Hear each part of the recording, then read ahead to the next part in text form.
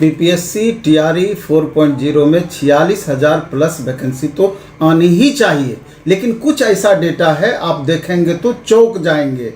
क्योंकि आप देखिए कि ये 3 जून को स्पेशल सरकार के द्वारा ही कुछ डेटा ये जारी किया गया है। ये बुकलेट मेरे पास आया है। इस बुकलेट में स्पष्ट रूप से छपा हुआ है कि जुलाई माह में 20,000 वैकेंसी देने की बातें कही गई है, लेकिन 46,000 से कम कैसे मंजूर हो। इसके अलावा एक डेटा आपको देखना चाहिए, आपको वास्तविकता समझ में आएगी कि डेटा का खेल कैसे कैसे चल रहा है। आप देखेंगे इसी के अकॉर्डिंग टीआरई 1 में 1,70,461 वैकेंसी आई थी। टीआरई 2 में 1,22,286 पोस्ट की वैकेंसी आई थी। टीआरई 3 में 87,771 पोस्ट की वैकेंसी आई थी। और तीनों को अगर आप मिला देंगे तो लगभग 3,80,000 बहाली टीआरई 1, 2, 3 मिला करके हुई। लेकिन ज्वाइन कितने स्टूडेंट किए ये महत्वपूर्ण है। डेटा का खेल यहीं समझ में आएगा। ज्वाइन कितने किए तो टीआरई 1, 2, 3 मिला करके कुल मिला करके अगर इसी डेटा के अकॉर्डिंग हम देखें,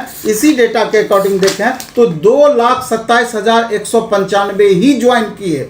मात्र 3,80,000 में से 2,27,000 ही ज्वाइन किए। इसका मतलब ये हुआ कि 40% सीटें सरकार बचा ली और टीआरई 1 में 1,70,000 के बदले में 1,20,000 ही स्टूडेंट फाइनल ज्वाइन किए। 50,000 सीट को कैरी फॉरवर्ड करके टीआरई 2 में जोड़ा गया और यही हाल टीआरई 2 में 40% सीट बचाया। टीआरई 3 का भी वही हाल रहा। मतलब कहने का साफ है कि इसका रीजन क्या रहा। इतनी 40% सीट बचा लेने का, 60% ही वास्तविक बहाली करने का रीजन क्या रहा। इसका रीजन मूल रूप से यही रहा, 1 कैंडिडेट 1 रिजल्ट लागू नहीं होना, वेरिफिकेशन प्रोसेस में गड़बड़ी, फाइनल वेरिफिकेशन बाद